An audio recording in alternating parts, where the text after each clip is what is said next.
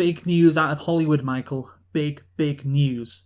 The world's most powerful media moguls have been reminded that they do not have to use green screen on every single shot. I'm talking, of course, about Kevin Feige being absolutely wowed by Academy Award winner Chloe Zhao's practical effects. Actually filming scenes without like green screen in the background, no need for visual effects. This has been the story of Tinseltown in the last week. Apparently, Chloe Zhao cut a sample reel to show the Disney higher-ups, and Kevin Feige praised, "This is right out of a camera. There's no VFX work to this at all."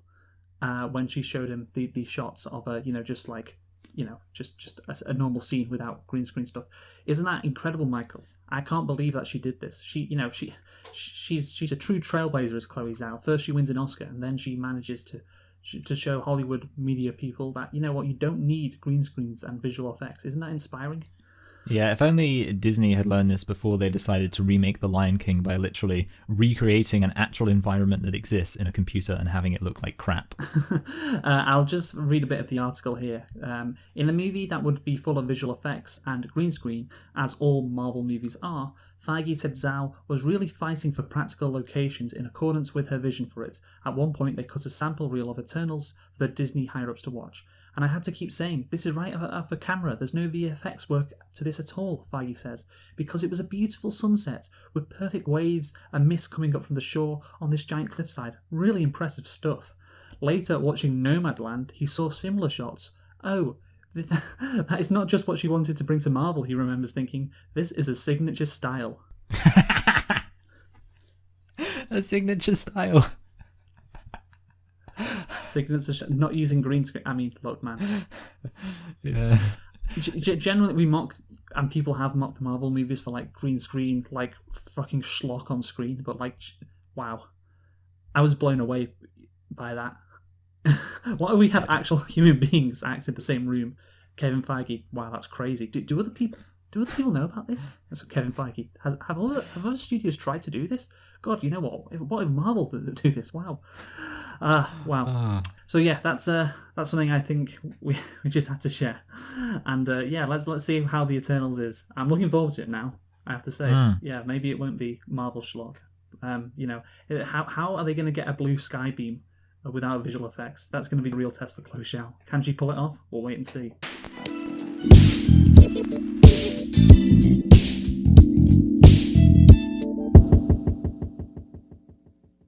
Hello and welcome to Select and Reflect, the movie review podcast where we look at films that have come out in the near and distant past, we give them a couple of watches and evaluate them beyond first impressions. I'm your host Michael and I'm joined as always by my co-host Luke, and this week we are finally finishing our Oscar extravaganza, looking at every single film nominated for Best Picture last year.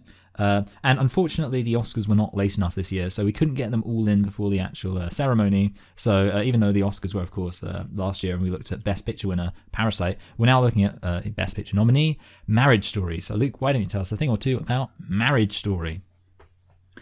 Yes, Michael, and as you mentioned, yes, this has been going on for 4 months now, because of course we started this in January, we had to stretch it out, but the reason why I did this, and we are literally recording an Oscar video in May, is because I always, we like to end on the Best Picture winner from last year, but after we have one which was nominated, which didn't get, wasn't close to winning, wasn't, significant enough to, be in the running, because we also... and this is what we're going to do at the end of this review of Marriage Story, is rank the Best Picture nominees from the 2020 Oscars. All 9 of them, we're going to rank them. And, of course, we have reviewed them all, and we will, of course, review Marriage Story as well. So, if you remember, I mean, look, it's probably going to be obvious, because we've already given all of them scores, where they are going to go, but, it's still going to be interesting, I guess, to look back on. But anyway, first and foremost, of course, we've got to finish reviewing these movies, so that is why we are doing Marriage Story this week. So, Michael, Marriage Story is not the 1992 film Marriage Story. That's a different film. This one is a 2019 drama film written and directed by Noah Baumbach, who produced the film with David Heyman. It stars Scarlett Johansson, Adam Driver, Laura Dern, Alan Alda, Ray Liotta, Julie Haggerty, and Merritt Weaver. It was released on November the 6th, 2019 in the United States, and about a month later, I believe, on Netflix as well. So it was released in theaters initially, then on Netflix, I do believe. That it's going to be interesting for you to guess the box office, Michael. But first, let's go for the budget. How much did this cost? Well, you're always telling me to focus on the cast, but obviously I don't think that's going to be like extreme, because I would imagine this film didn't cost much money to make in every other aspect. So I'm just I'm trying to think how much money, because I would assume the bulk of the money went towards Adam Driver and Scarlett Johansson. Yes, and yet I'm trying to think like what kind of I think maybe 25 million. Okay, you know what? I was scared you were going to go a lot higher. Thankfully, you didn't. It's 18 million. Yeah, I mean, obviously, yes, focus on the cast, but this movie must have been such a cheap movie to produce. Like, all the filming takes place in like rooms and houses. There isn't really anything else to this movie apart from that in terms of the production. I can't think of anything. I mean, obviously, you've got like the theatre shots, which are a bit different, but apart from that, it's just all shot in rooms. And Michael, here's your challenge. Can you guess the box office for this movie? How much did it rake in? Well, I'm glad I'm going off the back of a not particularly horrendous guess for the budget, because it means I feel like I can fail a bit here, and it would be too embarrassing. I mean, I think it probably made its money back. I mean, but having said that, obviously, maybe it got most of its like situation from Netflix. I mean, who would watch this when they could just watch it at home on Netflix? 40 million? No. Okay. No. I mean, you said it right. Who would watch this if you can watch it on Netflix? So the box office is 2.3 million. Wow, okay, yeah. I mean, I thought it would not be much, but yeah, that's not much. I mean, you still thought you'd make a profit off the box office. Yeah, I did. So yeah, I mean, I would say. That's making a profit. Yeah, I mean, look, it's hard to guess those things. It is hard to guess those things. I will say, in your defence, but you were quite a way off on that one, unfortunately. But anyway, Michael, Marriage Story now. Of course, this was nominated for Best Picture at the 2020 Oscars. The film received 6 nominations in total, including Best Picture, like I said, Best Original Screenplay, Best Actor for Adam Driver, and Best Actress for Scarlett Johansson. So, Michael, can you tell me whether you liked Marriage Story or not? It's an interesting one, because I think I got the sense that this film was good, and yet I also found myself not particularly. I don't really want to say not liking it, but I just felt like I never really connected with it, and then at the end of the film, I didn't really have much of a sense of feeling much about it. So I guess that kind of sounds like no, I didn't like it. Okay, is the answer. You didn't like it then? Yeah, I'll go for that. I mean, there were aspects of it I did like, but just as a whole, it just didn't land for me. Well, what about you? I have to say, your boy, I mean, YMS, I say he's your boy because you've said you like him. Is that correct? This is something that is... Yeah. Yeah, I'm not making it up. I know what score he gave it, actually. Did he give it a 9 out of 10? He thought it was a 9 out of 10. I remember his review of it, and I went back and watched it, because he said it was probably like his best movie, or one of the best movies of... Well, it would have been 2019. Yeah, one of the best movies of 2019. And I'm like, okay, well, I mean, that's interesting. I mean, I didn't think that, and I'm kind of on the same wavelength as you. Yeah. I mean, the praise he gave it, I'm just like, I'm sorry, is there something wrong? I just don't agree with that at all. And we'll get into it. And I feel, I don't know. Yeah, I think I might like it. I think I might be slightly more positive on it than you will be. And yet I think I might be slightly more positive on it than you. That's my prediction, but we'll see if that works out. Well, just because, so I guess YMS is slightly my boy, but yeah, generally speaking, I would say I agree with you in terms of my overall impression of the film. Okay, slightly your boy. And that's the thing. I mean, I don't want to say he's an idiot or whatever, or anything like that. I'm just like, I just don't agree. I'm just listening. I listened to what he said, and I was like, this is quite bizarre to me, because I don't think he is an idiot, and he's saying this stuff, and I'm like, No, no. I particularly when he talks, he said it was nuanced, and I was like, no, no, it's not. Anyway, we'll get into Yeah. that later. My biggest disagreement with YMS, of course, is when he gave Lion King 2 a 1 out of 10, Oh wow. even though it's actually a masterpiece. Okay. Oh, what, was that the movie with the deception? Yeah, that's such a Disgrace. banger. I love it. Was it? Yeah. The scar on his face. What's the line? Yeah, before that? evil as plain as That's the it. scar on his face. Evil as plain as the scar on his face. How can it's just like it's so good. I love it. Brilliant. Apart from the animation is shit. Which, to be fair, the animation was like the best part of the original Lion King. So it's No, a the bit like, songs were the best part of the original line. yeah, I know. Oh, well, some people say that. I really like the Because animation. that's literally 3 songs nominated for best Did- original song. Did you like the songs in this film? Like the song he sings at the end? Yeah, that was great. I can't actually remember how it goes. It's something like "Someone to hold me" or something like that. I'm really Brilliant. glad we saw that. Yeah. Anyway, no matter how much we like the film, we always have nitpicks, don't we, Luke? I actually don't. I've got one, but I kind of feel like I'm being generous calling this a nitpick because I can maybe put it under plot, but I think it works as a nitpick. I don't really, and the reason I say it works as a nitpick is I think there's a potential excuse. I really just find it absolutely bizarre that he would take his kid lawyer hunting. And the thing is, I mean, maybe this comes under like the plot because you could say like the excuse is like about his character, in which case I guess I'm critiquing his character, and if I'm critiquing his character, maybe it's a bit more than a nitpick. But yeah, just like I like Well, to I try guess and get a he nitpick. had to do it. He was at a time limit, and he was wanted to spend time with. Yeah, I guess, see, this is the thing, like, my logical brain would say, well, hold on a minute, if you want to have custody, one of the things you really want is for your kid to really like you, and definitely dragging your kid around, to go lawyer hunting with you, I'd say you're better off just cutting your losses and being like, you know what, I'm just going to forego my time with the kid I don't know, yeah, maybe I'm being uncharitable. Well, yeah, he hasn't seen his kid a lot. I mean, you're a heartless bastard, but No, yeah, I don't know. Yeah, People my logic is, see, I like to think if I ever got in a divorce and I had to kind of make sure that I got custody of my kids, my attitude would be like, I'm going to make sure that the time my kid spends with me is going to be super fun. So if I was like, see, I want to see my kid, but I know I'm not going to be doing something very fun, and I don't want my kid to come home like bored and like kind of irritated for having had to have gone out with me while I hunted for lawyers, I might just be like, you know what, buddy, I love you so much that I'm going to let you stay home and play with your toys while I go look for a lawyer. That would have been my solution. Anyway, Okay. yeah, I think like I say, I was stretching for one, but Yeah. maybe I should have just let it lie. Yeah, okay, maybe. So But anyway, what's the plot, Luke? yeah. So anyway, Michael, I guess since I don't have any nitpicks, let's get into the plot of this movie. So, of course, it stars Scarlett Johansson and Adam Driver. They play. Can you remember the characters' names, Michael? Oh God, I This feel is like is one of them called Charlie? No, the kid's called Charlie. You're so fucking dumb. No, the kid's called Henry. Yes. Well Kid's done. called Henry, and the dad is called Adam Driver. I mean, you and got the it right. mum is called. You got it right. I want to point out his name is Charlie.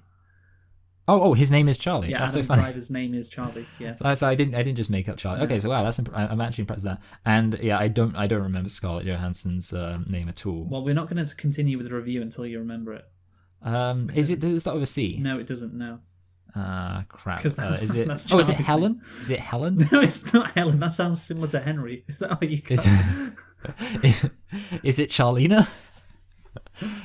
Is it Henrietta? No, it's not. No. Does it start with an N? Yes, it does. An N. Natalie. Fucking hell, man. Natasha. Fucking hell. How are you? Norma. After the N, is it an A? No. Is it an E? No. Is it an I? Yes. Nah. Now, I want you to spell out the N word now. That's okay. Next letter's G, and then you keep going. Yeah. Oh yeah, was a that would prime be. opportunity. I would walk right into that. Would be I a good know. Borat moment. Yeah, no, here's the thing, Michael. Think of another woman who got divorced in Los Angeles about, 30 years earlier. So in the early 90s. 1990. You mean O.J. Simpson? Yes. Oh, what was his?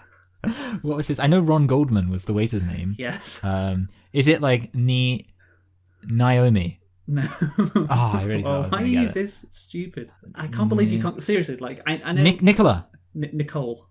Nicole. OJ's wife, of course, Nicole Brown Simpson. Yeah, Nicole Brown Simpson. Yeah. And Yeah, I got it. and Scarlett Johansson's character is Nicole. I sure do feel proud of myself. Several times. Nicole Romanoff. Yes, several times.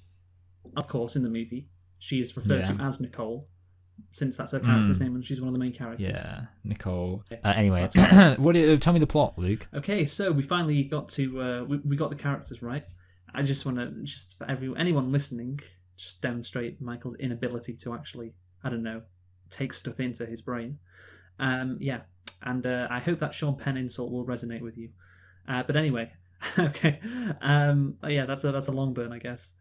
So the film follows a married couple. Scarlett Johansson and Adam Driver, of course, play Nicole and Charlie Barber. Oh shit! I should have asked you what their surname was. Would you have known? No, I would probably guess because he's not a barber. She's more of a barber because she cuts hair. I probably guess playwright. Okay, great. An actress, that's Scarlett Johansson, and a stage director, going through a coast-to-coast divorce. So yeah, they're having a divorce. It's like a modern version of Kramer versus Kramer. That's how I picture it, because that's as a famous divorce movie. But no, anyway, let's get into the plot, Michael. Let's get into that plot, and of course, the concept, I guess. Two people getting divorced, and you get to see everything about the marriage. All the little stories and all the underlying dynamics. And yeah, I guess. Well, actually, you know what? Let's talk about the concept, because that relates to what we're going to talk about at the end or near the end of the review about the point of this movie. Let's just go straight into the plot and what happens in the actual movie. So first off, of course, we start off with this lovely montage of Adam Driver and Scarlett Johansson reading everything that they liked about the other person, and yeah, then it cuts to them obviously getting divorced. They're in this counselor, marriage counselor, relationship counselor, or whatever, and he's saying, and the reason why they're reading that, I believe he's a mediator. Yeah, exactly. I remember that. And the reason why they're reading that out is because, of course, they end it on a positive note. Well, yeah, ending on a positive note, and they were made to read it out. So I like that. That's a nice decision from Noah Baumbach. I like that. That was good. Okay, good. Yeah, I'm glad, because I was wondering if yeah. So I also like that. I thought it started off well, and I liked how I felt like it actually did get to a lot of the stuff it was saying, and kind of it did feel like kind of how I imagine the reality of kind of two people in love would be. They had quite a good idea of each other's kind of positives, but then it was mixed in with some negatives, and I was kind of yeah, it seems like these two people have each other reasonably worked out, and that makes their love feel more authentic. Yeah, I guess so. Yeah, I mean, it's a good start. It's a good montage. And it's a good idea. And then, of course, we get it starts right away. Basically, the plot. Of course, Scarlett Johansson performs in this theatre play, and you know what, Michael, we're going to start calling them by their actual character names. We're going to start calling them Nicole and Charlie. So Charlie and Naomi. Yes. So then Nicole goes to Los Angeles to get away from Charlie, because she wants to be an actor. She lives with her overbearing mother, which is a fun character, I guess. And yeah, I think it starts off of course you get straight into it. It's not a case of okay, they're deciding to get divorced. They're divorced already, so you can probably expect what's coming next. And yeah, when what a friend or someone that Nicole works with recommends that she goes to see Laura Dern, or Nora, as she's in the movie, and yeah, then of course, yeah, Scarlett Johansson. I keep, Nicole. I've got to stop myself from doing this. Nicole tells the story, her story, basically, and great acting from Scarlett Johansson in that scene. And yeah, she feels she's been suffocated and doesn't have a voice, and yeah, typical stuff. I mean, basically, you can imagine that being the case. This movie, of course, is called Marriage Story, and it seems like that kind of dispute would be, a typical reason why one person wants to get a divorce from another person. So yeah, I just think the start of the movie is all pretty standard stuff. What do you think? Yeah. I basically agree, and I think it's the start of the film I think does work quite well. I think it goes quite fast too. I remember saying, I was like, okay, yeah, we've got a decent amount of the way into it, and no, yeah, I agree that. It's kind of there's I guess a sense of where you're starting and where you're going. With obviously it starts off with a romance, and then obviously you then get to see the flip side of that with like I say, her complaining. And I think it's I think it's kind of interesting that these two, the scene of her kind of complaining about him and how terrible it was living with him, comes quite close to the scene of of her talking about how much she loves him, because I guess it kind of shows how like a lot of it's sort of just perspective. Like it's like, you know, you can choose almost in a way to view a relationship positively or negatively, and like when she's doing it positively, it's really nice, and then she just turned around and was like, oh, it was suffocating, it was horrible, he never listened to me, blah blah blah. Yeah, I liked it. Okay, yeah. So then, of course, you have the scene where she serves Charlie, or someone else does it. Of course, she can't do it legally, and you know it isn't dramatic or anything, but you get the sense that it is. Yeah, it's messy and it's weird, and that is the sense that and I have to say, like the you know, like I said at the start, it's quite standard stuff, but the second quarter of this movie, I really, you know, 'cause if you divide the movie up into 4 quarters, so like, you know, the second half hour, I guess, because the movie's around 2 hours long. That second quarter of the movie, I have to say, is the best part. I really, you know, I did enjoy it, and it's why I'm not gonna say that, you know, I hated this movie or this movie was shit or no, yeah, it's probably, again, it's probably above average, and the part of, you know, this part of the movie is why, because it is genuinely intriguing. You see these characters reacting to this weird new situation they have found themselves in.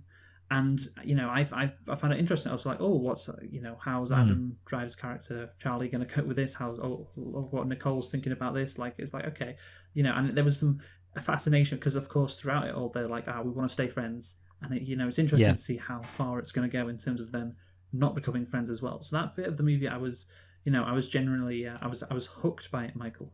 I'll use that. Yeah.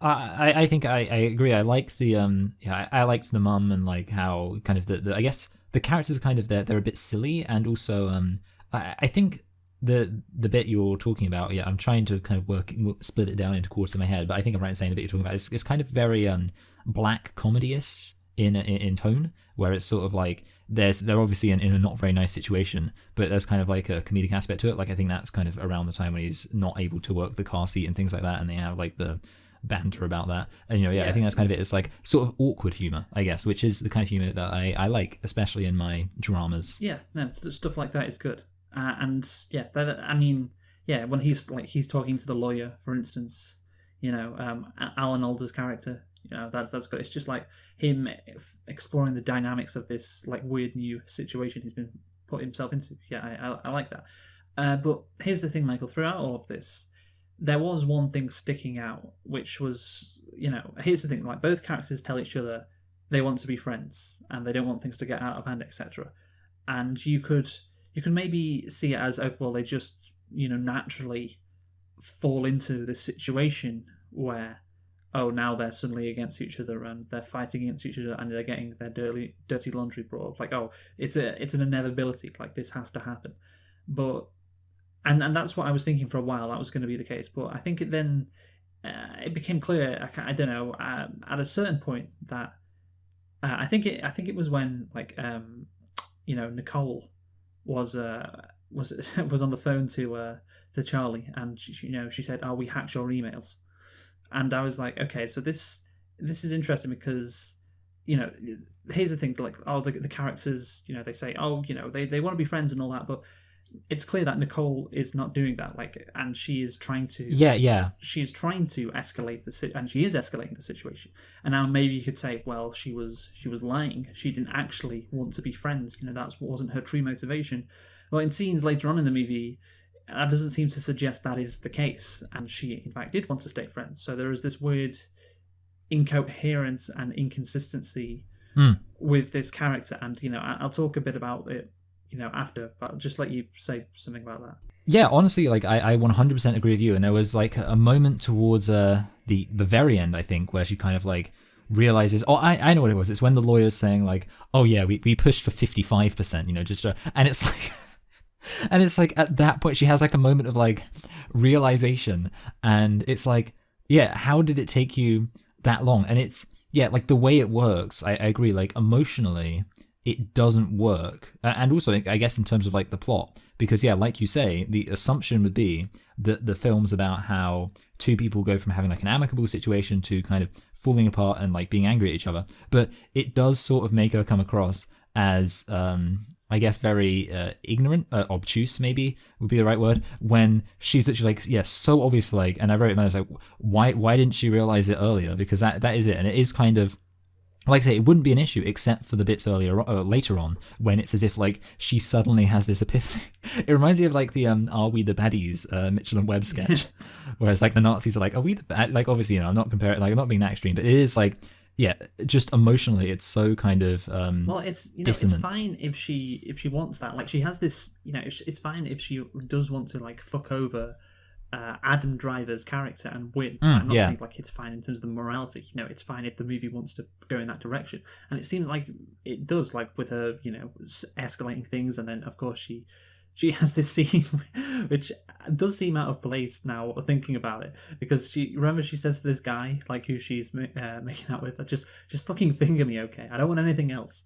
Just finger me. And it's like, okay, she's acting like empowered, and all of that, and then. Okay, so this is the direction that this movie is going in. Like she's escalating things to another level, and then in the next scene, it's Nora, Laura Dern and Alan Alda, and Charlie and Nicole are there, and the lawyers are talking to each other, and then they're just sitting next to each other, like not participating, like they're being sidelined. And it just doesn't seem to work. You've portrayed Scarlett Johansson's character like, oh, now she's taking it to another level. Like I said, now she's empowered. She's doing what she likes, and then in the next scene, she's like meek and like, oh, doesn't know what's going on. And it makes it come across as weird. Right, it's inconsistent, and it's worse. I think in the next scene when he takes his son back to Nicole's house, Charlie does, and she offers to cut his hair, and it's treated like this like wholesome moment, I guess, but I think it doesn't work. Like she can't act like, oh, well, that's the thing. You get the sense of because when she closes the door and looks at him like wistfully, it's like you can't act like you wish things were like this again, like or simpler times. Like since she was the one who had the idea to get the divorce and then get a lawyer. And then go and visit, all these attorneys to make sure he can't get a good one. That was another tactic. And then hack into his emails again. And so therefore, it's like, it's hard. If that is your motivation, like, it's very clear that you want, but all these actions imply that you want to fuck over Charlie. You want to fuck over Adam Driver's character. And then you can't be like, oh God, why can't we be friends again? Why can't we do? And it's fine if she does that. Like, okay, that's how the movie's going. It's fine. Like, and you could argue she has got a good reason. She's justified in trying to fuck him over or stab him in the back because of what he has. Like, he cheated on her. Like he was, we don't get those scenes, but it does sound like that he did not care about what she wanted. Okay, that's fine. She can have that motivation. She can do that, but you can't have your cake and eat it too. You can't have her character act like. Oh, you know what? Damn it! Can't we be friends again? What has happened, man? Why did this go so complicated? It reminds me of the the Eric Andre "Who Killed Hannibal" meme. Where it's like bang, bang, bang, bang. That's Nicole. Why can't we be friends? Sorry. Yeah, and that's the thing. She can act. If she wants to fucking shoot him, I she can do that. But like, don't then turn around and be like, fucking hell, how did it get to this, man? How did it get to this? And that's some of those scenes in the movie, like, when she's cutting his hair or where they're, in the, having the conversation with the lawyers, that the implication is that's like what she's feeling. And, you could argue again, like, it was her lawyer. I think this is what you were referring to before, Michael, about, it was her lawyer, Laura Dern, who, like, took it, maybe take advantage is a bit of a strong term, but, Laura Dern was the one that really controlled things and pushed her. And you have this moment at the end of clarity where she realizes, maybe it was wrong to do this and all that. But I'm sorry, like she is still like a fully grown woman. She has to take responsibility. Like she can't just say, "Oh, it was all the lawyer." Like you are smart. Like again, it makes her seem incredibly ignorant. Like okay, if her excuse would be that she's just following this lawyer, like how did she not figure out that maybe what her lawyer wants is what is different to what she wants? I do think that the inconsistency in her character, and you could make the argument, well, people are inconsistent, but I just think that's a cheap get out thing. It's like, oh, that's I mean, the thing is, I guess there's different kinds of inconsistency. There's like kind of inconsistency that makes sense, and I mean, that's the thing about like the whole lawyer thing. Like when I was watching this film, I was just thinking like it seems like the only sort of message you could possibly get is just like that lawyers are evil, which is like a fine enough message. I mean, it feels like kind of a bit of a lawyers are like evil, an obvious thing to go that's for. That's what I'm saying before about she's a fully grown. She understands what she's doing. Like she can't be, the lawyer told me or the lawyer convinced me. And like even if that was her thinking at the end, it's like, nah, you still should have realized this. And that's the thing. Yeah. That's the thing about this character. It's like it frustrates me that the movie acts like she can have her cake and eat it. Yeah, because that doesn't. The thing is, Adam Driver doesn't call her out for that. He kind of does, but not really. But like the fact that we're meant to feel, I guess, sympathetic to this character in some way, and you can feel sympathetic for the situation that she's found herself in that led to the divorce, of course. But I'm struggling to feel sympathetic for a character who's like, like you say, it's the Eric Andre. Like she's the one shooting Hannibal, and then going, "Oh God, why? I wish I could just cut your hair and we could be a family again." I don't know. Maybe it's like that's the interpretation you get from the scenes. It's just like it doesn't work. I can't make it work for me. Yeah. And I think that the thing is like maybe, I think maybe you could have an inconsistency that could work, but I think in order for it to work, the film would have to a scene with her. Kind of really get to and I think that's kind of the issue really. Adam Driver is I think he probably gets more kind of independent screen time than Scarlett Johansson, or like more scenes dedicated to him. I might be wrong about that, but I think he gets a bit more focus. And with that said, I mean he is kind of like a very simple character where like he's pretty obvious and he pretty much acts consistently throughout the whole film, and it's very obvious what he wants. Whereas he escalates things, and he says like, "Oh, I need my own asshole." That's why he hired Ray Liotta, and exactly. It makes sense. It's obvious. It's logical. Like, okay, you've got this woman. I'm going to get this guy who's another person in this divorced lawyer game who's an asshole. And after he had the nice guy and that didn't work out. So he's like, okay, if you want to play hard, okay, I guess I got to play hard then. But the thing with Nicole, she plays hard right from the off. And again, and then it would be good. Maybe her inconsistency would work if she had a scene with Laura Dern, where she's like, you know what, I don't know if I want to push this hard. Like, when they decide to hack his emails, when they decide to do that, because wouldn't it be great if we had a scene where they're that's the thing. You don't see her. You don't. Like, and also the lawyers, like when that's an incredibly kind of callous, kind of calculating thing to do. And you don't see her do it, so it's a bit like, and it was almost, and you just think like it's weird because she becomes kind of this impersonal, malevolent force at some points in the film, and then at other points in the film she's like supposed to be completely relatable. Okay, it would be good if for example, the hack, when they decide to hack the emails, where they're talking about the infidelity, and then Laura Dern comes up with the idea about, hey, what if we looked at his emails, and we see if it's happening or not. And then she's like, okay, I guess so. And then like she's being led by Laura Dern. I mean, maybe that would make more sense. But again, like she then has to reckon with the fact that she's she is making these decisions or not. And then you would have a scene where maybe she's questioning herself, like, oh, should I be doing this? Yeah, maybe I was too hard. Maybe I was pushing too much. Maybe I was too aggressive, etc., etc. And then maybe the inconsistency in her character would make sense. But there isn't that scene. So it just makes her character look just incoherent, and that's unfortunate, I guess.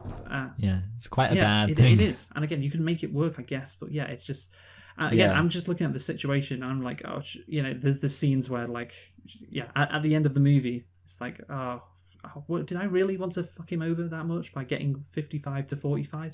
It's like, you hacked his emails, man. You went for him. You went for his throat.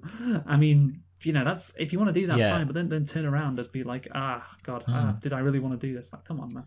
Yeah, I mean, to reference YMS again, seeing as we mentioned him before, one of the things I do remember he said in his review was basically that you can see like she's holding back these emotions and things like that, which I think is probably true at some points, but it's kind of like she doesn't come across as like conflicted most of the time. Like the thing is, it's kind of like, when I mean, in a way, I would barely even say she comes across as conflicted. It almost seems like this film's version of confliction is one point she's acting completely one way, seemingly with no issues, and the other point she's kind of completely the opposite person. Like there's very few moments where she seems to, and that's kind of the weird thing. It's almost like, and I guess that's kind of the difference. We were talking about inconsistency. I feel like there's a difference between being inconsistent in terms of having kind of two states of mind at the same time versus inconsistent in terms of acting 100% one way and then 100% the other way. And it's kind of like she's a bit more in the second category. So it's kind of like, I can understand the idea of somebody being angry at somebody. I mean, you talk about kind of, what's that famous song? I hate that I love you.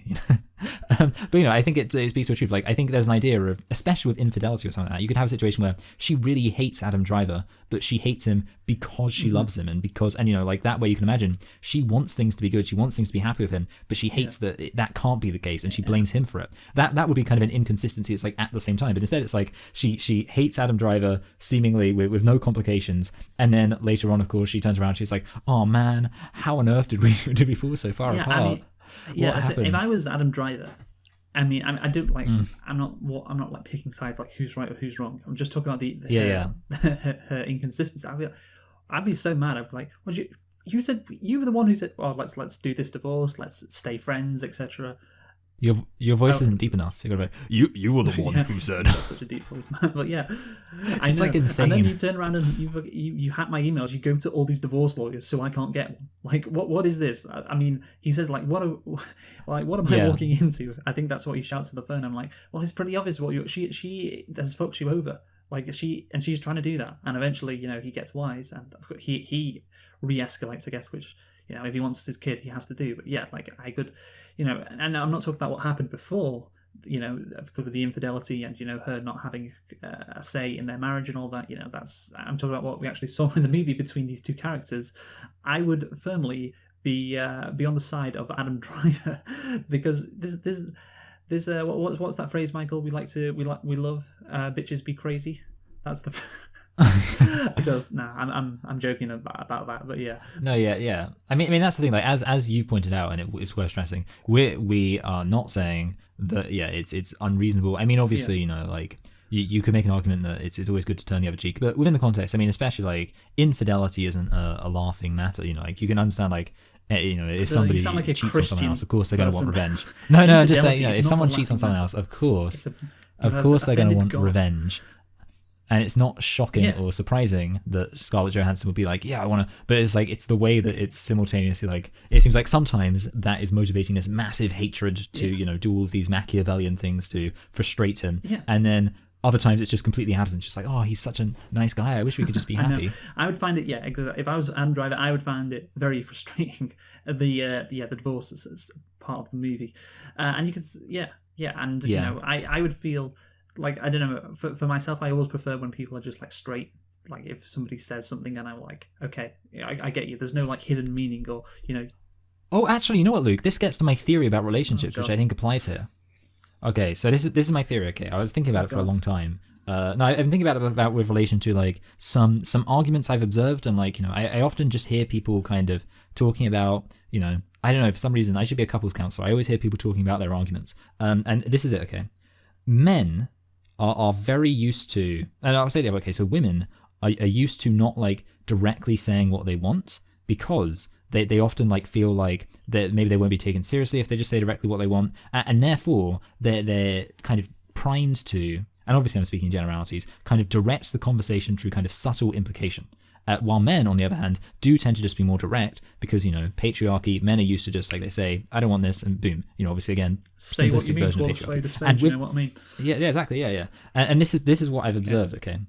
Like, therefore, a lot of the time, women will want something or say something, and a man will respond by kind of pointing out the nuances to the issue and, like, why it may not be a good idea. And a woman interprets that as the man being, like, shutting down her idea. And I thought about it when, she was saying how like he wasn't like enthusiastic about all the things that she wanted to do, and obviously we don't see that. But I was thinking in my head, I bet it was one of those things where he's like kind of just a man who like likes to kind of feel like, I don't know if that's a good idea, blah blah blah, because that's what men like to do. They like to kind of point out some of the issues of things, and in their mind that's not them saying they don't want to do it, it's just them pointing out. And the example that made me think about it, that came up with this theory, is that my mum's always saying she wants to buy a holiday home, and my dad's always like saying, I don't know, do we want to be like having to go to the same place on holiday every single time? And then my mum will be like, well, if you don't want to do it, we won't do it. Like, it's this argument that happens like every other month, and I realize like that's basically the source of the argument. I think it applies a lot across basically, and that would apply to what you're saying about how like you just think people should just say what they mean and just be out, and like I think there is a reason why. And again, I don't want to go down this bitches be crazy route, but I do think there is a certain degree to which women can be a bit more duplicitous because of the fact that women aren't often as used to just saying directly what they want and having that, I guess, be respected. Okay, but so yeah, that's my thing, theory. yeah, the thing is with that, there's difference to this movie because like Scarlett Johansson isn't. It's just like she can't say what she wants. Like she's acting in two different ways. Yeah. So, It doesn't. Yeah. like is genuinely uncertain like what she wants, and yeah, so I would find that frustrating. Again, if you want to, I'd say to her, if I was Adam Driver's character, like if you want to fuck me over, okay, right, I'll prepare for that if that's how it's going down, right? If you want to do that, but if you don't, you want to go, we can go. Yeah, if you want to go, I'll fucking hire Ray Liotta, the angriest Italian lawyer in this side of the was it Mississippi? Yeah, this side of the Mississippi, and he'll he'll show you, he'll give you some. But if you don't want to do that, okay, we won't do that. But it's like it's like just this game of like fucking oh no I still want a good relationship with you, but yeah, I'm gonna fucking make sure you can't get a decent divorce lawyer and have to go to it's so it is really, really weird, and I think that's the thing again. Like I feel like in a way I almost feel like I can go around circles, but it's so important to stress it affects the movie. I mean, let's talk about the actual movie. It exactly. It makes you feel like I can't feel I'm sorry. Maybe as a woman, I feel different. I just can't feel. I just can't get on Scarlett Johansson's character's level. I can't get on Nicole's level because I'm just frustrated by her actions. Yeah, I think it's interesting because obviously it's kind of like on a within a scene. Let's say I think.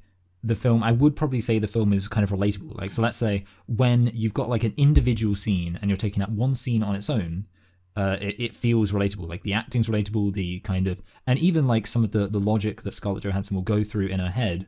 Like for example, when she first meets with the divorce, lawyer, Laura Dern, and she's saying like, oh, he's an arsehole and he never cared about me. You can like 100% believe that as like a sincere, feeling that she has. Yeah. But then like the problem is, so it's kind of like in an individual scene, I'm like, yes, I relate to Scarlett Johansson. I 100%, what's her actual name? Nicole. I relate to Nicole. I 100% understand where she's coming from. And of course, the flip side is, when she's feeling sad about the fact that their relationship can't be mutual and friendly and things like that. Taking that scene in isolation, I'm like, yeah, sure, I can understand that. The problem is when you put them together. And you're like, and there's no kind of through line for how she's moving from one thought to the other. Mm-hmm. And yeah, I can't understand. And yeah, that's where the relatability kind of falls down. So it's like, if you just showed me a scene from this film in isolation, I would almost certainly, whatever the scene is, come out of it being like, oh yeah, both of these characters seem kind of relatable. Both of these characters seem like real characters. And I would probably praise the film for being so realistic and believable. But yeah, show me the two scenes or show me the whole film in context. And I'm like, whoa, okay, where is she coming from here? Okay, yeah. I mean, look, yeah, I mean that's where that's the frustration I would have. Like, where are you coming from? Like, just tell me, please. Be blunt. Call a spade because that's what men like. And and I mean the other thing is like obviously we're two bros and we're kind of dunking on Scarlett Brohanson. But the thing is like objectively, Adam Driver, Charlie, he makes more sense. He seems more like, reasonable. There's no. And I wonder. I do wonder if because of course who wrote this was Noah Baumbach. Maybe he, in a biased way, wrote it so that the man would seem more reasonable and the woman would seem like all over. Like, okay, she does actually want to go for my throat. Okay, she's the one escalating things. Maybe that is where the bias. Maybe, I don't know. He said his ex-wife liked this movie, so I'm not sure. Maybe I'm going too far with it, but yeah, that's the situation that I. Maybe his ex-wife liked this movie, but also hated this movie and tried to get it. Just tell me whether you like it or not, please. Yeah, she's like, I really like this movie, and he's like, you firebombed the theater when it premiered. And she's like, yeah, but I just thought it was really good. Yeah, can we watch this? I wish I could enjoy your movie more. You destroyed all the copies of it. You know what? We've been so apart lately. Why don't we stick on Marriage Story and just enjoy it like friends, like we used to? It's like, you burned down my house. It's like, yeah. Why won't you let me cut your film? Oh god, right. So yeah, that's that. You bit. Killed my dog. The inconsistency is just it's frustrating. And again, it hurts the movie because then I can't sympathize with Nicole's character. I just can't do it. I'm sorry. She's behaving too irrationally. And crazily like women do now. Okay.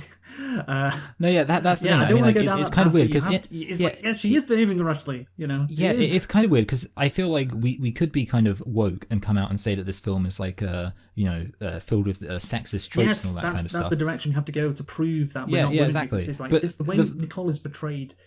Let's not make it men are on one side, women on the other, because the way Nicole is portrayed is actually is actually sexist because she's portrayed as irrational, or she is irrational, and therefore, because if the movie is called Marriage Story, it's a stand-in for a standard marriage. That's a sexist trope right there. So there you go. We are criticizing and siding with Adam Driver's character, but being woke at the same time. That's how we do it. That's what I kind of think. Like, genuinely, I mean, as convenient as it sounds, I feel like this isn't a case of like two men being unable to read a, let's say, well-written female character. It's the case of one man, Noah Baumbach, being unable to write a female character. That's my belief, and I don't know. Like, I genuinely don't think so I don't know. I know. Yeah, but the thing is, like, I genuinely think like. I don't think any woman. I think a woman could say like that she related to this character on like a personal level, but I don't think any woman could genuinely argue that like this is reasonable or consistent or like sensible behavior. And I think by contrast, so like, basically, when you look at it just objectively, you may or may not relate to either character. I think, like I said, it's weird that someone could relate to Scarlett Johansson because he seems so inconsistent. But let's say subjectively you can relate to either character, but objectively, you could never say like, oh yeah, Scarlett Johansson's acting in a way that's consistent and reasonable. Again, and the overall point of this, it does not make the movie good. That this is a problem. That's it. Yeah, that's the main thing. Of course, we can discuss about the dynamics about male and female relationships or male and females in a relationship together and all of that stuff, but the fact is that I don't think it makes the movie better that Scarlett Johansson's character acts like she does. And anyway, we will now discuss, I guess, the end of the movie, and I also agree with Adam Driver's character that you do not want to have a kid grow up in Los Angeles. The kid is going to be wealthy either way. You'd much rather have a rich kid in New York than LA. Like, they're both awful prospects, but 100% a rich kid in LA is worse. 100%. Like they're going to turn out like. Yeah, to be fair, in New York you get to go to like Broadway and like Timothy Chalamet. It's like you want your kid to turn out like Jake Paul or admire Jake Paul. That's I guarantee a higher proportion of kids from LA admire him than New York. Douches. Douches. I mean, California teens, man, they're the worst. They are the worst. No, I'm on your side, but you got to remember, Luke. What about all the space in LA? Did you ever think about the space? Yeah, there is more space. Yeah, and also it burns every year, and there's blackouts. But anyway, so Charlie, says, like he said, he needs his own asshole, and that's correct. He does. And then they have this big argument in the flat, and this is, of course, the famous scene where Adam Driver punches the wall. Okay, well, we'll talk about, of course, because some people like the scene, like the insane acting, like the level, how the argument slowly builds up and the tension overflows, and they're trying to hurt each other. But tell me, did you like the scene, Michael? Did you like it? I guess so. I feel like I probably didn't dislike it as much as you did. I mean, I liked kind of when he started crying, because I mean, it's hard to say, but I do kind of. I think I can kind of say that I thought it was reasonably realistic. Because I did not think so. I thought it was fucking ridiculous. Yeah, I mean, well, see, I'm interested because, I mean, when I was watching it, I wasn't really... I found this scene funny. When he punched that drywall, I laughed. I did. I laughed. Well, I mean, obviously, the thing is, people memed the whole "Don't compare me to my father." Yeah, I know they did, and they mean like punching the drywall. It's just like so funny how he turns and like it. And yet, no, maybe people have arguments like this in real life, and it's not Yeah. Funny. But in the context of the movie, just to hear them like saying that, like considering how unreasonable it is, it was just funny to me. It was. I mean, I don't know if it could have been not funny. But it was like the fact that it was like escalating slowly, and it was like a comedy. How what happens in a comedy? Things like escalate to an absurd level, and that absurdity means it's funny. It's like the same thing. Like things slowly escalate, and it's like I don't know. Like it's like something like Will Ferrell would say, like when Adam Driver's character is like saying, "I hope you wake up and die." That reminds me of something Will Ferrell character would say in a movie when he's arguing with his wife. I can't imagine Will Ferrell saying. Oh, yeah, I mean it's difficult because I'm kind of I guess the issue is it's definitely one of those examples, like I'm sure like people would actually say it, and I guess the thing is I didn't find it. See, I must admit I didn't actually laugh, so this is just an example of but I didn't find it like kind of tragic or anything, but I did. I guess so. So yeah, I'm being slightly more positive in that I did kind of I liked I guess I liked where the scene was going in the idea of like he gets more and more angry and then he kind of just like breaks down and like starts crying because he's so like frustrated. But yeah, I guess like the things he's actually saying are a bit silly. Does he? See, maybe I'm being weird. Like, does he swear? Probably. Yeah, I can't. I'm just thinking because like that's kind of what I would imagine. It's sort of like I get it. Yeah, and the thing is, like these two characters throughout the rest of the early part of the movie have not been portrayed as like crazy Angry, and maniacs. Like, we ragged on the fact that Scarlett Johansson's character is inconsistent as well, but she's not like crazy. Yeah. And certainly the Adam Driver character, he doesn't appear to be Yeah, crazy. well, I guess with like Adam Driver, it's supposed to be kind of like a what's the word, like a tipping point. So it's like obviously up until that point in the film, he's kind of been a bit like cute and naive. He's been like, oh, she wouldn't do that. I'm sure she didn't mean to visit every single lawyer in the state to make it so. She probably just meant to be friendly. After all, we're not even doing lawyers. So I guess it's kind of like it's more like kind of a that he snapped. That's what I'm looking for. That's great. Snapped. He So just it's like snaps. so he's gone from like you're oh she's fine. And it's like, I fucking See, it's funny. yeah, I don't know. I wish he'd die, and then he punches the drywall. The fact that he like turns around and does it as well, like he walks towards the wall and does it. Yeah. I think the specifics of the execution. I guess the issue is okay. So here's the thing. I wonder though. I think it's probably true that it's harder to get when you're less invested in the overall conflict because of the other issues. Like I feel like because I do feel like there's something kind of realistic about the idea of like the whole like snapping thing and him being like, because I don't think it's inherently a problem that he's not been shown to be angry before. Because if anything, like kind of the way he acts, and I guess okay. So here's the thing. This is kind of why it makes sense to me. Adam Driver comes across as a guy who's like not very angry, kind of calm, doesn't really like. I think that's one thing that's kind of established about him. He's kind of, and I guess in that context, it's sort of like when he's angry, he doesn't really know how to be angry, and that's why it comes across. And I think that's kind of like that's probably like where it's coming from. So it's like if you think about it, if you're like a guy who's never really got angry before, but now you're really angry, it's sort of like what kind of things might you say? Okay. And I feel like one of the things might be like, I fucking want you to die. Yeah, that's fine, but it's inherently funny. I'm sorry, it is. It's absurd. It's stupid. He's saying these things, and it's absurd. I think maybe the film inherently funny. And you know what? Maybe that would happen in real life, but as a movie director like Noah Baumbach is, you've got to you've got to kind of tailor real life. You've got to anticipate that. Okay, this might not come across like I want it to, and it definitely did. I think for me anyway. Part of the issue, I mean, like we kind of touched on with like how the kind of second quarter, as you were saying, is a bit sort of comedic in a way, and it is a bit kind of funny, and it does seem to have a bit of a sense of humor about itself. And I feel like that kind of falls off, and it's sort of like maybe if they would have kept kind of that black comedy energy of like I don't know why. Okay, I remember in 3 Billboards Outside Ebbing, Missouri, when she has the flashback to her daughter, and daughter's like, I'm gonna go out and I hope I get raped on my way back, and it's that like was funny. It's exactly. That was funny. And then like smash cuts. But the thing is like smash cuts at least yeah, I know. That's the thing. Like at least 3 Billboards, it has like comedic moments throughout, and it's kind of like so you can be like, I mean, like that Sam Rockwell being racist. That's quite funny too.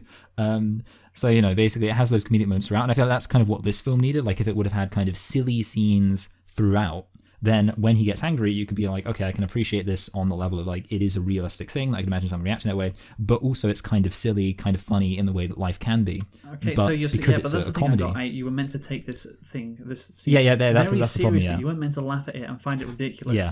You were meant to be, oh wow, these two. Wow, look at all this emotion bubbling that has started to bubble up under the surface and is now being released. Yeah. Are you saying that it insisted upon itself? But yeah, no, it's just like. No, I think I'm I gonna agree. go to YouTube and watch Adam Driver punch the wall. Just one more time. You know what? Actually, see now you pointed out, I kind of want to watch the scene again because admittedly, like I want to see a remix of him to Darude Sandstorm when he punches the wall. No,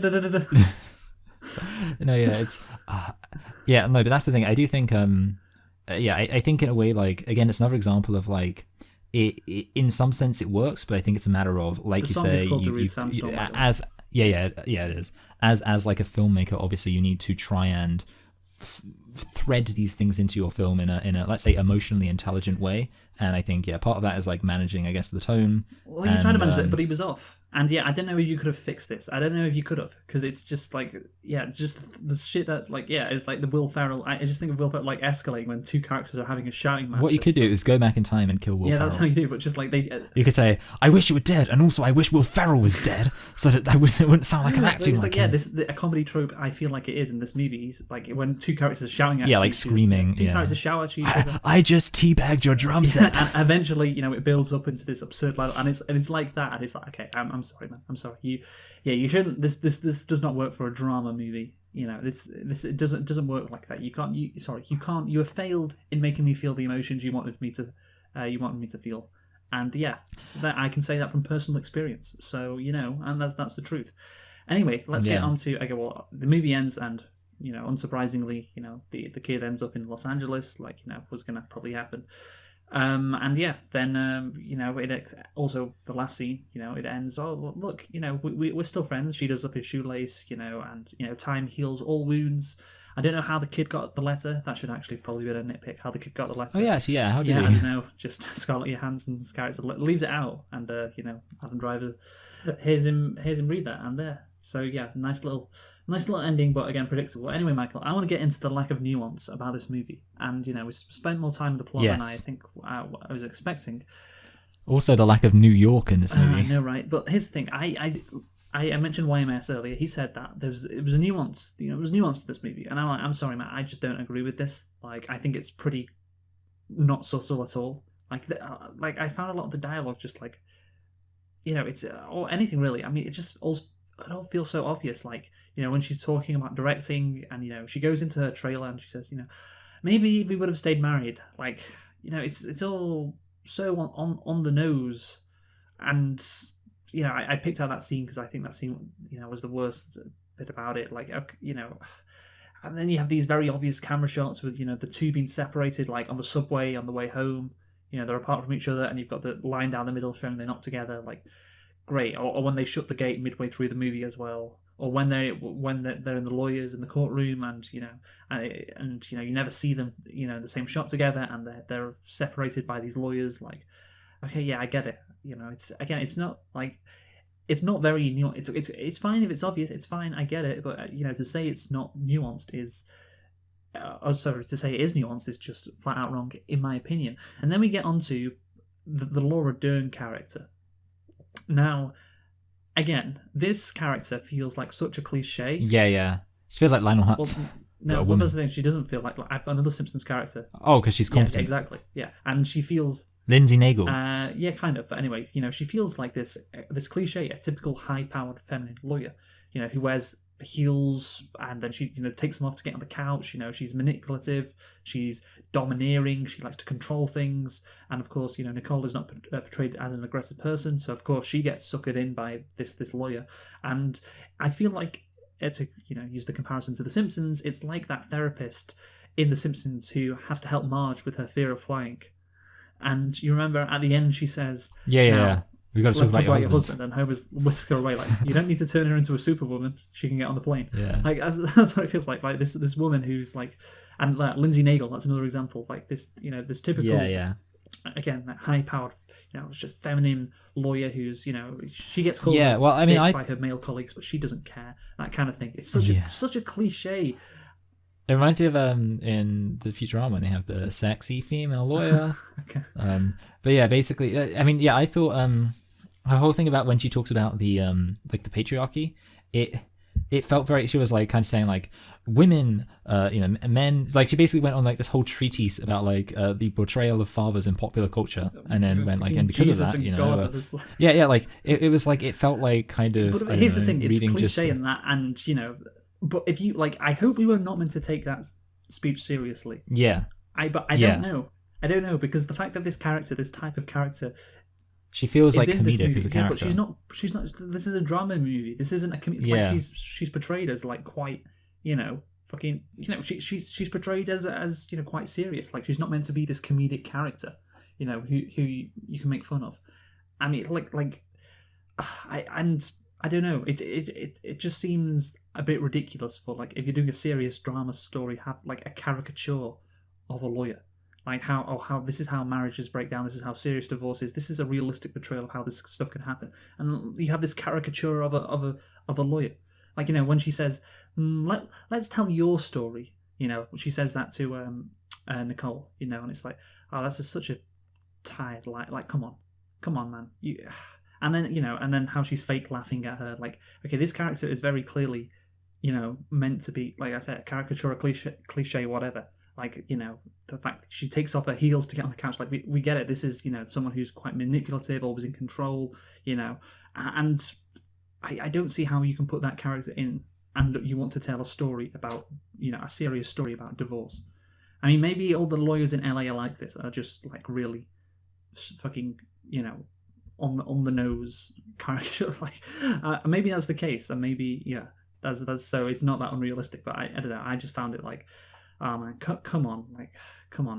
You didn't need the character to be like a character like that in this movie, in my opinion. What do you think? No, yeah, I do agree. Like, it does, it comes across as, and all the lawyers in general. I mean, like the guy. I mean, the man Ray Liotta is slightly more kind of realistic in that, like, he just seems pretty. Yeah, it's still a tiny bit of a caricature. Yeah, he does feel like exaggerated. I also thought the old lawyer that Adam Driver hires, he kind of reminded me of Old Gil. Because I was thinking about how, after the guy who played Lionel Hutz died, I can't remember the name of the guy who played him, but after he died, they basically started giving all the lawyer jobs to Old Gil. It's like, it says Charlie, don't worry, Charlie, Old Gil got you a sweet deal. You gotta spend 3 days with your kid. Yeah. Don't worry, Charlie. Old Gil got you a really good deal. You gotta spend 3 days with your kid in Arizona. There you go. That's not Los Angeles. There you go. Old Gil does it again. There we go. Done. Oh yeah, it's just I just love. But yeah, that's the thing. Like, so it's kind of like, yeah, all the characters do come across as yeah, like that's the thing. Like, cliche is what Alan they are. Alda isn't like, that much. The fact that they feel like feels Simpsons. like a real character. I will say. I will say. I don't think you reminded me of Old Gil. It didn't to me. I mean, it's a fun premise, but he didn't. He just sounded like just this lot. Yeah. I mean, the thing is, like, he has like a very clear narrative purpose, which is that he represents like the nice approach. What it should be. Yeah. And the thing is, I don't know. Again, maybe it's unrealistic that you'd have such compare Ray Liotta and Laura Dern to Alan Alda. Maybe there's not, that distinction is too much. It's too on the nose to highlight the different approach you could take in this situation. But yeah, he did feel, and same with Ray Liotta, less like just caricature. Like Laura Dern was straight up like, oh wow, this isn't subtle at all. I can tell what you're going for here. And yeah, that's what I have to say. And again, I don't think that makes this movie good if you're trying to make a serious drama movie, if that's one of the characters you put in. The lawyers should not be like a character on their own, like stealing the spotlight. They should be, yes, fulfilling what they do in the movie, which is trying to break them apart and trying to win the case for their clients. But they shouldn't be like on their like I said in the spotlight. They should be like kind of in the background. Yeah. Also, remember the scene where they start ordering lunch? It's just like, it's kind of like I don't know. It feels kind of like, considering where it is in the film, it comes across as like weirdly comedic. Like, it's just like, should we get lunch? And then suddenly they all start talking, and like that's a moment where who's the guy who played him? Alan Alda. Alf Landon. Yeah. Basically, yeah. He even comes across as feeling like a bit of a I guess it's like fake comedy character. Done this before, so I can excuse that. I guess because it's just natural to them. But yeah. Anyway, so let's get on to what the point of this movie is, Michael. Because here's the thing. Yes. I talked about it. What was the concept? Oh, it's just showing a typical. I guess that's what it's called, marriage story. A typical breakdown in marriage. How how it can really be pernicious, and you can say things and do things you don't really want to do, and all that. I guess. And I will say, at some points, yes, it was quite intriguing, but at parts, it was very predictable how things were going to go. Typical characters, a typical dynamic in the relationship that causes them to divorce. And obviously I feel like people are going to find divorce stressful and weird as well. I just don't think there was like a point to this movie, and there doesn't have to be a point, but that's what I feel. I was kind of watching and thinking like, what thematically, because I mentioned before when we were talking about what we were going to talk about, I was saying how like I was hesitant to use the word themes, because it feels like this film doesn't exactly have like a theme. And the thing is, towards the end when the kid starts like reading, I remember the first time I saw this film, which was over a year ago. I when I saw that scene, I was like, the point is going to be that the kids learned to read, because obviously the kid being unable to read is like a recurring thing throughout the film. It's like the kids learn to read, and the message is going to be like that the most important thing is that they put their kid first, and it's going to be like they're going to kind of focus on the fact that their kid has now learned to read. But then the dad starts reading for them, and he's like crying, and it's like it's clear it's putting the focus on actually the emotion of what's being read. But it was really annoying to me, because that was like, when I saw that, I was like, okay, that's going to be like the point, because it's kind of like an idea they get out throughout the film, like the kid needs to come first. And I was like, yes, the way they're going to hammer that point home is by showing how the kid has learned to read, and they're going to come together and like celebrate that and be like, oh, that's great, you were struggling to read before, and now you've learned it, and that's going to be the focus. But I don't think it was supposed to be. I think that just like I think I misread the film, I don't think it was about the kids learning to read. Yeah, which is unfortunate, I think, because I don't know, I feel like that would have been like a pretty good point personally, to have the point be like, oh, even if you have disagreements, the point seems to be, divorce is shit. Look how shit divorce is, and I just feel like, well, duh, obviously, like of course it's shit, and you. Yeah, but also, I mean, considering that's the point, it's like it's bad that the way kind of Scarlett Johansson's experience of divorce is portrayed, doesn't land because of the inconsistency. Because it's kind of like you need the characters to carry home the point. But if the characters, relation to the point is inconsistent, it doesn't really work. I don't know if I'd say the characters relate. It's kind of a separate thing. Like overall, divorce. I mean, she'd probably. You could say what's her motivation. She probably wouldn't rather be in this situation. Like, who would want to be in this situation? I mean, but yeah, divorce is shit. And again, like, I mean, that's the thing. I think obviously it must be. That it must be. I mean, you could argue that the point is also relatability. This is a movie, of course, that Noah Baumbach wanted to make because of his personal experiences, and so maybe people who have had similar personal experiences. Whether their parents divorced or they themselves divorced, they'll like it that way. And okay, I can't relate to that, so I don't get it. Then maybe if I did have those life experiences, I would also I would also like this movie more. But the fact is that I don't.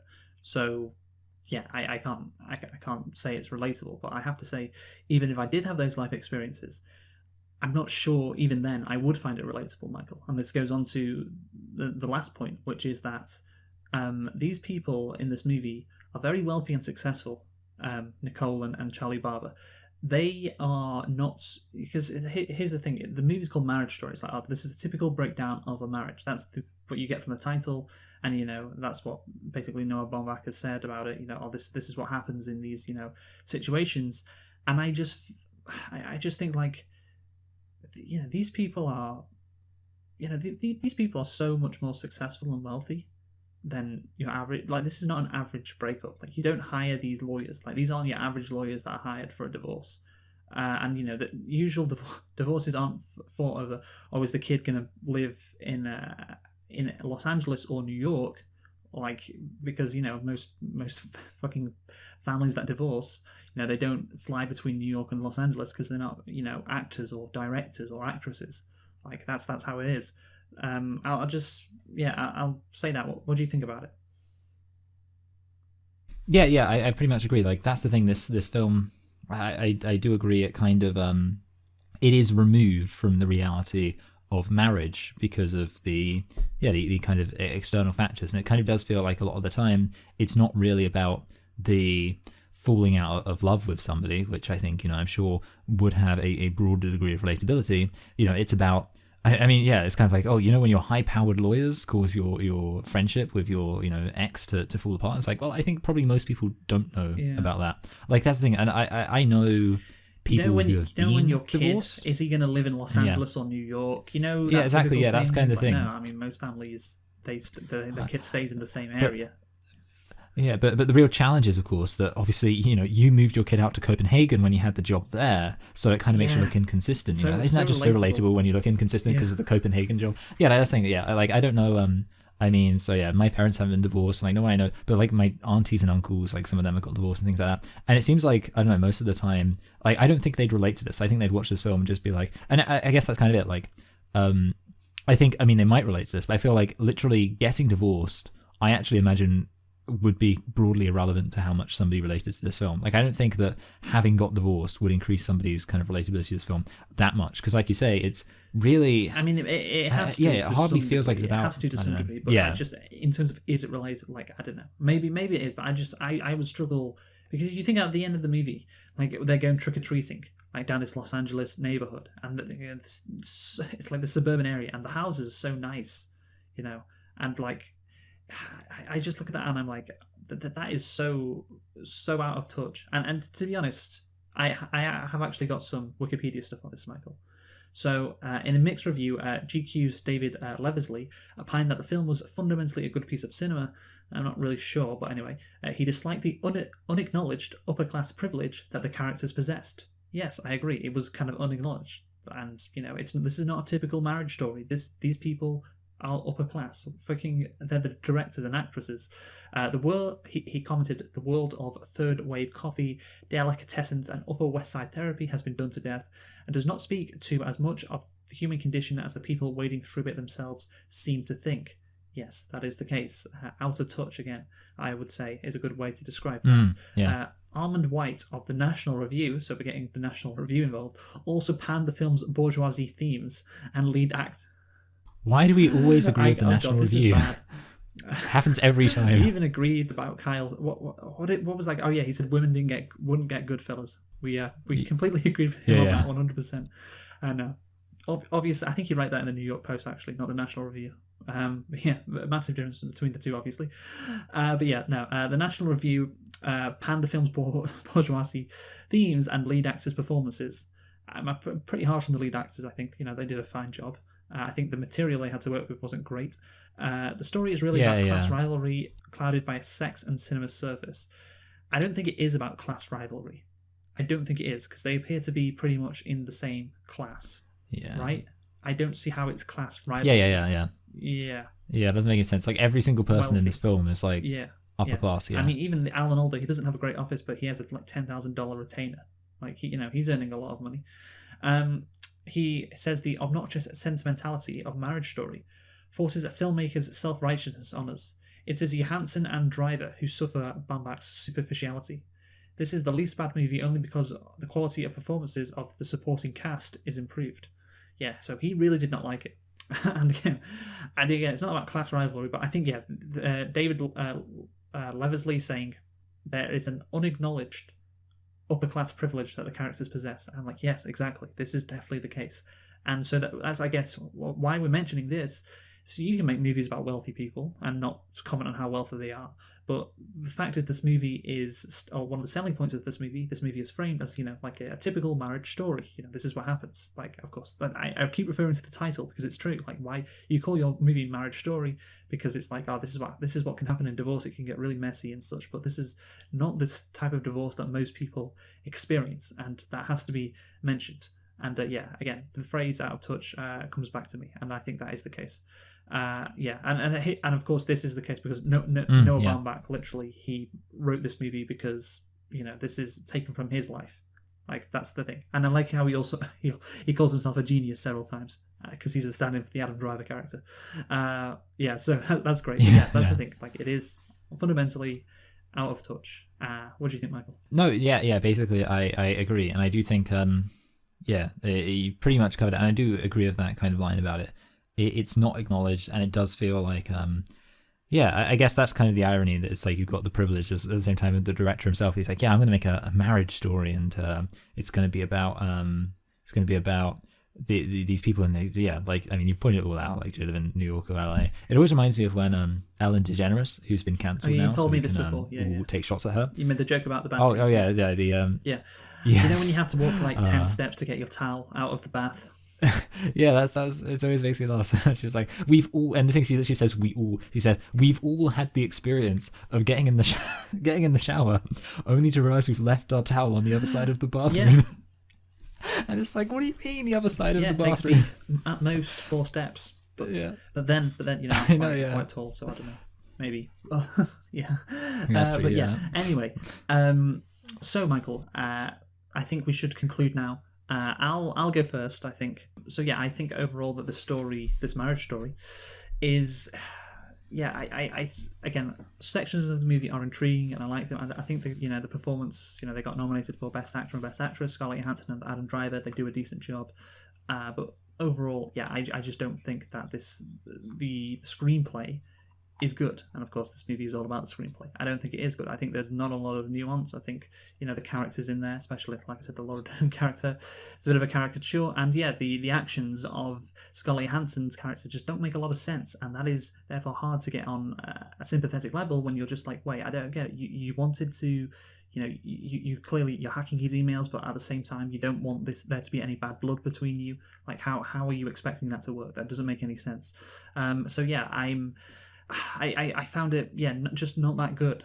I mean, it's not the worst movie ever, but yeah, it isn't great at the same time. And yeah, of course, there's the out of touch element, and there's the whole what is really the point of this movie. It's just like, yeah, divorce is shit. Like I'm sorry.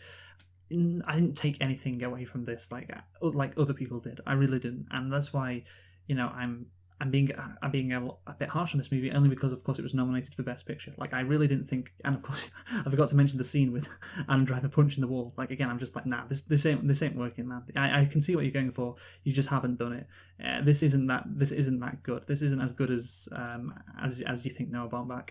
And yeah, far be it from me to tell Noah Baumbach how to write a movie, but I just don't think it's that good. It's that deep, I guess. It's quite shallow, surface level stuff. So I can only give this, Michael, a 6 out of 10. And yeah, again, it's probably slightly above average, but not much better. 6 out of 10, Michael. What do you think? Yeah, when I watched this film, I found it interesting because it kind of reminded me in a way of two other films we reviewed, Manchester by the Sea and Call Me By Your Name. And in both cases, those are films which I think I didn't really get like the kind of first time we really reviewed them, and I didn't like them as much. I think I gave Call Me By Your Name a 6 and Manchester a 7. And then upon having rewatched them both since then, I've actually come to appreciate them and like them a lot more and connect with them a lot more. And yet, I really don't think that will be the case with this film. Like I have a similar sense of kind of not really connecting with it, not really getting what the point is, but I have a much stronger sense that there isn't really a point there to get. And part of the issue, I think, does lie in the dissonance of the movie. The fact that obviously tonally, I think it is a bit jumbled with some moments where you think it seems like it's supposed to be serious, but it does seem kind of a bit ridiculous at the same time. And obviously you do have these caricature characters. And again, obviously I can appreciate the black comedy elements are there in some instances, undeniably, but other instances it kind of seems like the film is trying to be very serious, and I don't think it lands. And then, of course, the big issue is as we've already covered and spent quite a lot of time covering, the fact that one of the main characters of the film is just completely inconsistent, and again, not inconsistent in kind of an intelligent, clever, nuanced way, but inconsistent in terms of like literally from scene to scene. It seems like she's almost a completely different person who is confused by the actions she previously took, and obviously at that point it's hard to connect to emotionally, and it's hard to connect to thematically. So the finger scene, finger me, and then you cut to her being like sidelined. That is the perfect encapsulation of what you're talking about. Yeah, exactly. It's kind of, I guess the scene-to-scene editing in a way is a bit strange. But yeah, with that said, I think I'm going to agree with you. It's a 6 out of 10, and I'm going to put it above Vice, but below Ocean's 11. People might say to this review, but I love the little nuances about how they see different situations, or they see the same situations differently. Like, did we want to move to LA? Oh, that was a discussion, that wasn't an agreement, etc. All of that. And I'm like, yeah, obviously that would happen in a divorce. Obviously that would happen in a marriage, like, or in a divorce. If you're separating, you'd see things differently. Like, obviously, like, I don't see how this is new, or it's just quite simple to me. Anyway, Michael, we are now going to rank the Best Picture nominees of the 2020 Oscars from 1 to 9. So let's start off with 9. What is yours, Michael? Mine is Marriage Story. Mine's Jojo Rabbit. I gave that a 4 out of 10. Yes. So yeah, you give Marriage Story a 6. What's your number 8? Jojo Rabbit. What did you give that? I gave it a 6 out of 10, actually. Mine is Marriage Story. I gave that a 6 out of 10. Number 7. What's your 7th ranked movie? 1917. Same for that. What did you give it out of 10? I gave it a 6 out of 10. Okay, wow, a lot of 6. I gave that a 7.5 out of 10. What's your number 6? Little Women. Same, Little Women. There you go. And what did you give that out of 10? I gave it a 6 out of 10. Jesus Christ, you're not very creative, are you? I think about my ratings, unlike some. I gave Little Women also a 7.5 out of 10. Okay, what's your number 5? Ford vs Ferrari. What did you give it out of 10? 7. Finally. I gave it an 8. What about Joker? Shit. what's your number 4, Michael? Actually, my number 4 is Once Upon a Time in Hollywood. Oh, you know what? It's the same for me. Okay, what did I do you want? gave that an 8 out of 10 as well. Okay, I gave it a 7 out of 10. Okay, and what about your number 3 movie? Joker. Yeah, same. Joker. What did you give that? 7 out of 10. No, I'm serious now. Yeah, I was laughing before. You really have to sort out your ratings. Do you only have 10 or do you give 0.5s? I don't give 0.5s, and if I gave 0.5s, it would be different. I could say high and low, and yeah, that explains things a bit. Okay, that explains things. Yeah. Okay, yeah, right, fine. Okay, yeah, because I'm coming at it from the perspective I give 0.5s, but of course if you don't, then your scores make more sense. Okay, so yeah, Joker number 3 for me, 8 out of 10, and number 2, what was that for you? Irishman. Yeah, Irishman, same. What do you give it? 8 out of 10. I gave it a 9. It was a low 8 if you want to be a bit more specific. Okay, I gave it a 9. So again, I'm consistently ranking these movies higher than you. With the exception of Jojo Rabbit, because I am pro-Nazi. Yes, and number 1 is Parasite. What is it for you? Yes, Parasite. Parasite, would you give it out of 10? Well, again, a high 9, and I think possibly a 10, but I always like to be conservative with my 10s up front. Yeah, even though you've given more than me. I know, that's funny actually. Yeah, I have it as a 10, my only 10 out of 10, and therefore the best movie we have ever reviewed on this channel, and maybe the best movie ever. Some are saying it, and that some is me. So yeah, I think we got Marriage Story and Jojo Rabbit the other way around, but apart from that, we got every single movie, in order. Yeah, it's interesting. There seems to be last year. It doesn't seem that great last year.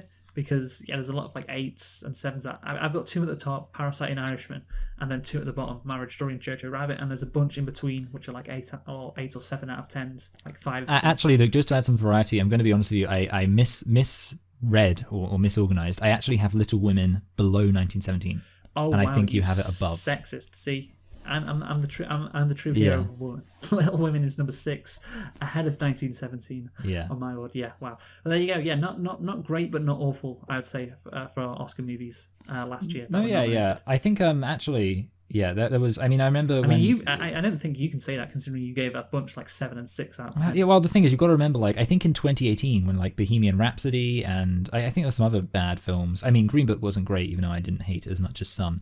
So 2019 Oscars, I think, had some proper stinkers. I feel like there's another one I can't think of. And yeah, I feel like this recent Oscars, not to be too spoilery, but I feel like that had more just like films that weren't very good. Yes. Okay. Well, we'll get onto that next year. And yeah, thank you for listening. We've been selecting and reflecting on Marriage Story, and that concludes our Oscar extravaganza for this year in terms of reviewing the Best Picture nominees from last year. It's over. It's finally over after 4 months. We're in May, and we've finally done it. We've finally completed this journey. And yeah, now we're on to all the other movies that we're going to do. Like the one next week. What is it, Michael? It is a film which you will not let me research anything about, so I'm going in blind. It's I Am Sam. I Am Sam. Remember, what did I say about this movie earlier? To you? Because I called you something, didn't I? Oh, yeah. What did you call me? Oh, you called me... Oh, Sean Penn.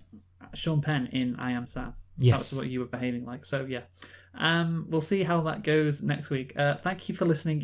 We have been selecting and reflecting on Marriage Story.